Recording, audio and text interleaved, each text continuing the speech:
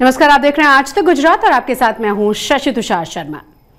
प्रधानमंत्री नरेंद्र मोदी ने आज दुनिया के 155 देशों में कुल 38,80,000 से ज्यादा विद्यार्थियों, अभिभावकों और शिक्षकों से परीक्षा पर चर्चा की है।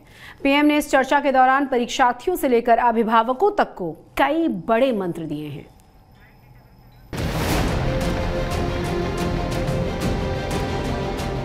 भारत के प्रधानमंत्री नरेंद्र मोदी हर साल बच्चों को परीक्षा का मंत्र देते हैं। खासकर 10वीं और 12वीं की परीक्षा से पहले पीएम मोदी परीक्षा में शामिल हो रहे बच्चों और उनके अभिभावकों को परीक्षा से जुड़े हर पहलू पर विशेष चर्चा किया करते हैं। भारत के होनहारों के बीच पीएम मोदी की परीक्षा पर चर्चा का ये कार्यक्रम अब इतना मशहूर हो चुका है कि 155 देशों से करीब 39 लाख परीक्षार्थी, अभिभावक और शिक्षक इस कार्यक्रम से जुड़े हुए थे। लेकिन इस बार पीएम मोदी की मास्टर क्लास में बच्चों ने जो सवाल किए और पीएम ने जो जवाब दिए, उसके बड़े राजनीतिक मायने भी निकाले गए। गुजरात, चंडीगढ़ और सिक्किम के बच्चों ने पीएम मोदी से मीडिया में आलोचना वाला एक आउट ऑफ सिलेबस सवाल पूछ डाला। मैं सिद्धांततः मानता हूं कि समृद्ध लोकतंत्र के लिए आलोचना एक शुद्धि यज्ञ है। आलोचना ये समृद्ध लोकतंत्र की पूर्व शर्त है। अब घर में आलोचना होती है क्या? मैं समझता हूं कुछ गलती हो रही है। घर में आलोचना नहीं होती है, ये दुर्भाग्य का विषय है। पीएम मोदी ने घटना का जिक्र नहीं किया, लेकिन 2002 के दंगों के बाद से प्रधानमंत्री नरेंद्र मोदी की मीडिया में लगातार आलोचना होती रही। प्रोपेगेंडा के स्तर तक आलोचना हुई, लेकिन नरेंद्र मोदी ने स्थापित संवैधानिक तरीकों से उन आलोचनाओं की अग्नि परीक्षा पास की। यहाँ तक कि गुजरात से दिल्ली आने के पहले भी नरेंद्र मोदी ने उपवास करके शुद्धि यज्ञ किया था। लेकिन कभी कभी क्या होता है, आलोचना करने वाला कौन है, उस पर सारा मामला सेट हो जाता है।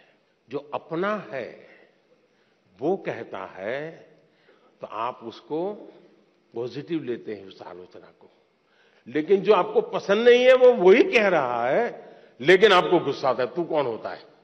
आप आलोचना करने वाले आदतन करते रहते हैं, तो उनको एक बक्से में डाल दीजिए, दिमाग खपाइए मत ज्यादा, क्योंकि उनका इरादा कुछ और है। देखते होंगे प्रधानमंत्री बच्चों को आलोचना और टोका टाकी का फर्क समझा रहे थे और जीवन में परीक्षा के मकसद और नतीजों पर महत्वपूर्ण मंत्र दे रहे थे। इसी दौरान पीएम मोदी ने कुछ ऐसा कहा जो आज के देश के राजनीतिक माहौल से मेल खाता था। देश के कोटि कोटि विद्यार्थी मेरी परीक्षा ले रहे हैं और मुझे ये परीक्षा देने में खुशी होती है, आनंद आता है। अगर परिवार के लोगों के आपसे बहुत अपेक्षाएं होना बहुत स्वाभाविक है, लेकिन अगर परिवार के लोग अपेक्षाएं सोशल स्टेटस के कारण कर रहे हैं तो वो चिंता का विषय है। दरअसल इन दिनों देश के विद्यार्थियों ने कैंपस में नया कोहराम मचा रखा है। विदेशी डॉक्यूमेंट्री को लेकर विवाद बढ़ाया जा रहा है। सत्ता के लिए ऐसे हालात भी परीक्षा की घड़ी से कम नहीं है। आपने 2-3 साल पहले देखा होगा, हमारी सरकार के विषय में यही लिखा जाता था कि इनके पास कोई इकोनॉमिस्ट नहीं है, सब एवरेज लोग हैं, प्राइम मिनिस्टर को भी इकोनॉमिक्स का कोई ज्ञान नहीं, ऐसा ही लिखा जाता था। लेकिन आज दुनिया में वही देश जिसको एवरेज कहा जाता था, वो देश आज दुनिया में चमक रहा है। दोस्तों, विद्यार्थियों के बीच पीएम मोदी की मास्टर क्लास में और भी कई मंत्र दिए, जिसमें स्मार्ट वर्क और हार्ड वर्क से लेकर जीवन में नकल और असल का महत्व तक शामिल है। अब सियासी चर्चा ये है कि बच्चों से बातचीत के बहाने पीएम मोदी ने देश के मौजूदा हालात से लेकर उनके विद्यार्थियों की कोशिशों तक का जवाब दे दिया है। आज तक ब्यूरो। बीबीसी की एक डॉक्यूमेंट्री को लेकर पिछले दिनों जबरदस्त बवाल हुआ है, संग्राम छिड़ा हुआ है हम कह सकते हैं, क्योंकि बीबीसी की ये विवादित डॉक्यूमेंट्री अब यूनिवर्सिटी कैंपस में कोहराम का कारण बन चुकी है। और ये बवाल केवल एक दो विश्वविद्यालयों में नहीं हुआ है, बल्कि चेन्नई से लेकर दिल्ली तक कई विश्वविद्यालयों में इस हंगामे के लगातार आसार बने हुए, लगातार हंगामा जारी है।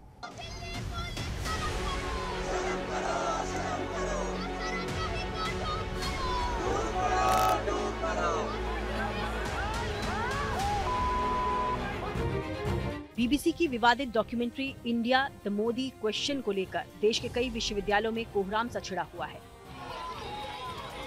दिल्ली से लेकर चेन्नई तक वामपंथी छात्र संगठन विश्वविद्यालय कैंपस में इस डॉक्यूमेंट्री की स्क्रीनिंग को लेकर अड़े हुए हैं और इसको लेकर विश्वविद्यालयों में भारी तनाव है। दिल्ली, मुंबई, कोलकाता और चेन्नई। बीबीसी की विवादित डॉक्यूमेंट्री की आंच इन चारों महानगरों के विश्वविद्यालयों तक पहुंच गई है। दिल्ली में जेएनयू में डॉक्यूमेंट्री स्क्रीनिंग को लेकर शुरू हुआ विवाद जामिया मिलिया दिल्ली विश्वविद्यालय और अंबेडकर यूनिवर्सिटी तक पहुंच गया है। शुक्रवार को सबसे ज्यादा बवाल अंबेडकर यूनिवर्सिटी में हुआ। यहां बीबीसी की डॉक्यूमेंट्री दिखाने की मांग पर अड़े वामपंथी छात्र संगठनों और अखिल भारतीय विद्यार्थी परिषद के छात्रों के बीच झड़प की स्थिति बन गई थी।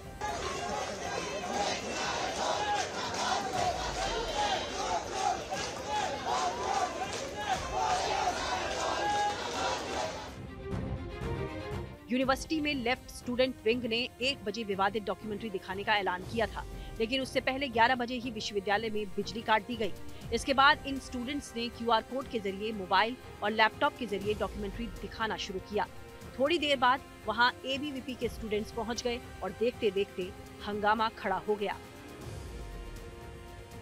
स्क्रीनिंग हुई भी, जब प्रोजेक्टर इनका हटा दिया गया तो इन लोगों ने क्यूआर कोड के जरिए मोबाइल और लैपटॉप पे डॉक्यूमेंट्री की स्क्रीनिंग शुरू की और जब वो पूरी होने वाली थी तो उसके पहले कुछ दूसरे छात्र संघ के, खासतौर से एबीवीपी के छात्र आए और स्पीकर लगाकर उन्होंने यहाँ पर भजन शुरू कर दिया।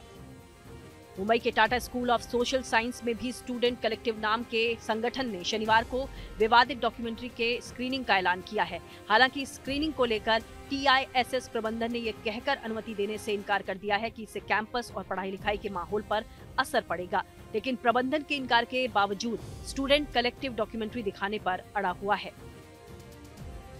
मुंबई में Tata institute of social science के एक स्टूडेंट कलेक्टिव ने ये कहा है कि वो लोग भी बीबीसी की जो डॉक्यूमेंट्री बैन की गई है प्रधानमंत्री नरेंद्र मोदी के ऊपर जो बनाई गई डॉक्यूमेंट्री है उसको स्क्रीन करना चाहते हैं। उन्होंने अपने लेटर में प्रशासन को टिस के ये कहा है कि उनका काम है फ्री स्पीच को प्रमोट करना और यही चीज उनको एकेडमिक्स में सिखाई जाती है। हालांकि टिस अथॉरिटीज ने इस स्क्रीनिंग के लिए किसी भी तरह की परमिशन नहीं दी है।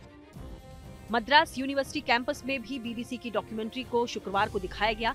यहाँ एसएफआई के सदस्यों ने विश्वविद्यालय प्रशासन की अनुमति के बावजूद कैंपस में बैठकर डॉक्यूमेंट्री देखी। छात्रों का कहना था कि जो भी सरकार के खिलाफ बोलने की कोशिश करता है उसे बोलने नहीं दिया जाता है। कोलकाता की जाधवपुर यूनिवर्सिटी और प्रेसिडेंसी यूनिवर्सिटी में भी इस डॉक्यूमेंट्री की स्क्रीनिंग की गई है। हालांकि यहाँ पर विवादित डॉक्यूमेंट्री को लेकर उस तरह का हंगामा नहीं हुआ है जैसा दिल्ली और अन्य जगहों पर हो रहा है। यहाँ की जाधवपुर यूनिवर्सिटी में गुरुवार और प्रेसिडेंसी यूनिवर्सिटी में शुक्रवार को डॉक्यूमेंट्री दिखाई गई।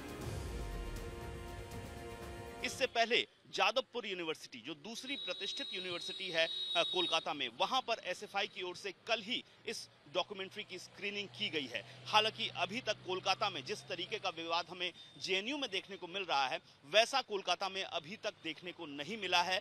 जादवपुर विश्वविद्यालय में जो स्क्रीनिंग की गई है उसे स्क्रीन करने दिया गया, दिखाने दिया गया और काफ़ी संख्या में जो छात्र हैं एसएफआई से जुड़े हुए, वाम संगठन से जुड़े हुए, उन्होंने इस फिल्म को देखा भी। और यहाँ पर भी एसएफआई की ओर से जो स्क्रीनिंग करने की बात कही गई है उसके बारे में अभी तक ऐसा कुछ नहीं लग रहा है कि फिल्म नहीं दिखाई जाएगी।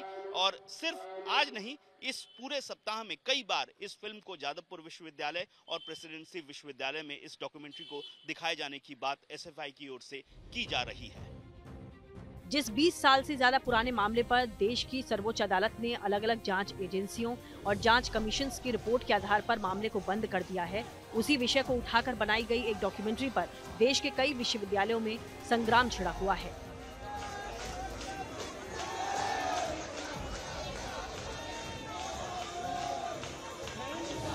दिल्ली से हिमांशु मिश्रा, मुंबई से मुस्तफा शेख, चेन्नई से शिल्पा और कोलकाता से अनुपम मिश्रा के साथ ब्यूरो रिपोर्ट।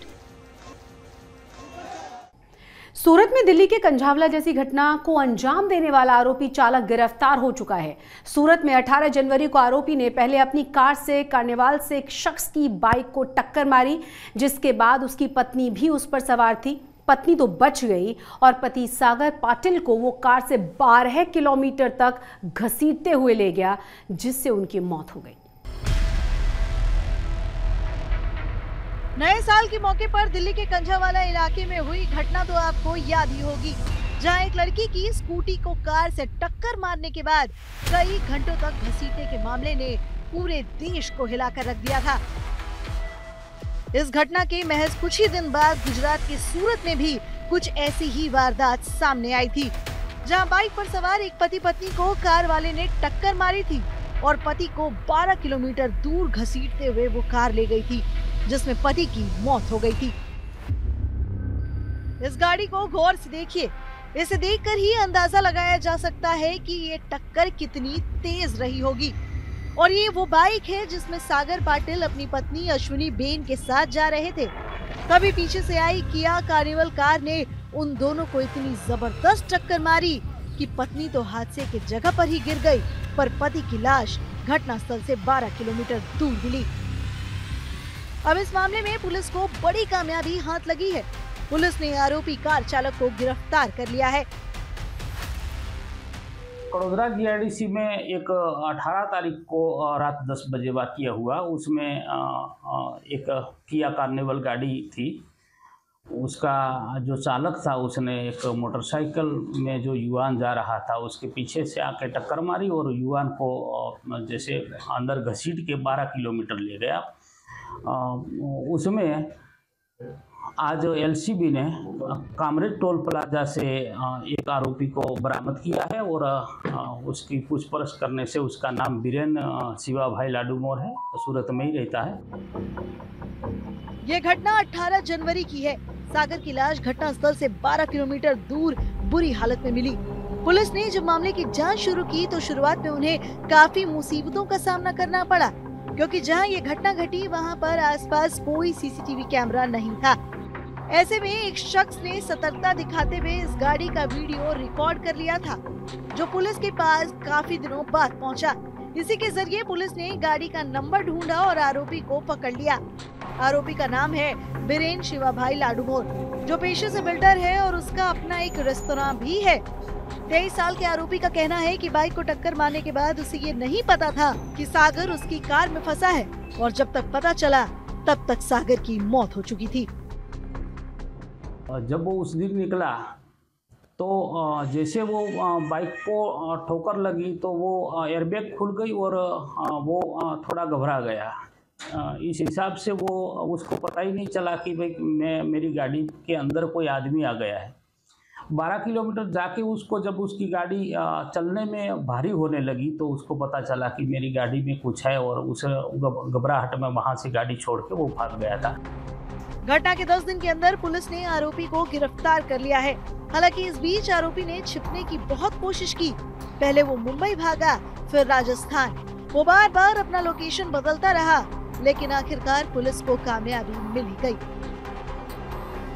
सूरत से गोपी मणियार के साथ आज तक ब्यूरो। गुजरात के मोरबी में हुए पुल हादसे में आखिरकार पुलिस ने चार्जशीट दाखिल कर दी है। इस हादसे में 135 लोगों की जान चली गई थी। घटना के सिलसिले में जेल में बंद 9 आरोपियों के अलावा ओरेवा ग्रुप के जयसुख पटेल को आरोप पत्र में 10वें आरोपी के रूप में नामजद किया गया है। मोरबी में हुए दर्दनाक पुल हादसे के मुख्य आरोपी जयसुख पटेल पर कानून का शिकंजा कसता जा रहा है। गुजरात पुलिस ने शुक्रवार को इस मामले में 1262 पन्नों की चार्जशीट पेश की और ओरेवा ग्रुप के डायरेक्टर जयसुख पटेल को मुख्य आरोपी बनाया। इसी ओरेवा ग्रुप पर मोरबी पुल की मरम्मत की जिम्मेदारी थी, लेकिन 30 अक्टूबर 2022 को ये पुल ताश के पत्तों की तरह बिखर गया था और 130 से ज्यादा लोगों को मौत की नींद सुला गया था। इस केस में अब तक 9 लोगों को गिरफ्तार किया गया है, जिनमें ओरेवा कंपनी के मैनेजर दीपक पारेख, दिनेश भाई महासुख राय दवे, टिकट क्लर्क मनसुख बालजी भाई टोपिया, टिकट क्लर्क महादेव भाई लाखा भाई सोलंकी, कॉन्ट्रैक्टर प्रकाश भाई लालजी भाई परमार, कॉन्ट्रैक्टर देवांग भाई प्रकाश भाई परमार, सिक्योरिटी गार्ड अल्पेश भाई, सिक्योरिटी गार्ड दिलीप भाई और मुकेश भाई शामिल है। जो ये झूलता पुलती दुर्घटना बनी हुई थी उसमें पुलिस ने समयसर आज मोरबी खान साहब की कोर्ट में चार्जशीट फाइल किया है। वो इसका नंबर पड़ गया है 675/23 और आईपीसी कलम 304, 308, 336, 337, 338, 114 मुजब सेक्शंस द्वारा चार्जशीट फाइल हुई है। लेकिन ओरेवा ग्रुप के डायरेक्टर जयसुख पटेल की गिरफ्तारी अब तक नहीं हुई है, क्योंकि जयसुख पटेल ने गिरफ्तारी से बचने के लिए मोरबी की सेशंस कोर्ट में पहले ही अग्रिम जमानत की याचिका दायर कर रखी है, जिस पर 1 फरवरी को सुनवाई होगी। जयसुख पटेल का तो फरार आरोपी तरीके नाम डिक्लेयर हुआ है और मुख्य आरोपी तरीके तो जो 9 आदमी है पहले से धरपकड़ हो चुकी है उसका नाम है। और जयसुख पटेल का तो CRPC कलम 70 मुजब का पुलिस ने वारंट मांगा था और पुलिस ने ये वारंट रिसीव किया है और जयसुख पटेल अब फरार है। उसने एंटीसिपेटरी बेल सेशंस कोर्ट में दाखिल की है। गांधीनगर से 300 किलोमीटर दूर मच्छू नदी पर बना केबल ब्रिज 7 महीने से बंद था, लेकिन अचानक उसे लोगों के लिए खोल दिया गया, जिससे बड़ा हादसा हुआ। पुल की मरम्मत का काम अजंता मैन्युफैक्चरिंग यानी ओरेवा ग्रुप को मिला था। हालांकि बाद में ये जानकारी सामने आई कि अजंता मैन्युफैक्चरिंग ने मरम्मत का ठेका किसी दूसरी कंपनी को दे दिया था। लेकिन इस बहाने से भी ओरेवा ग्रुप के डायरेक्टर जयसुख पटेल की मुश्किलें कम नहीं होने वाली हैं। इस हफ्ते की शुरुआत में भी जयसुख पटेल ने अपने वकील के जरिए गुजरात हाईकोर्ट से पुल ढहने में मारे गए 135 पीड़ितों को मुआवजे की पेशकश की थी। इस पर हाईकोर्ट ने साफ कहा था कि मुआवजा देने से उनके ऊपर चलने वाले क्रिमिनल केस पर कोई फर्क नहीं पड़ेगा, उन्हें अपनी गलती की सजा कानून के मुताबिक जरूर मिलेगी। अब देखना होगा कि सेशन कोर्ट से जयसुख पटेल को अग्रिम जमानत मिलती है या वो भी बाकी आरोपियों की तरह जेल जाते हैं। आज तक ब्यूरो। एशियन गेम्स में बीच सॉकर कंपटीशन का आयोजन किया गया, लिहाजा भारत खेल के इस क्षेत्र में भी मेडल की दावेदारी के लिए तैयार हो रहा है। देश में पहली बार सूरत के समुद्र तट पर नेशनल बीच सॉकर टूर्नामेंट का आयोजन किया जा रहा है। 1 फरवरी तक चलने वाले इस टूर्नामेंट में गुजरात समेत अलग अलग राज्यों और केंद्र शासित प्रदेशों की 19 टीमें हिस्सा ले रही हैं।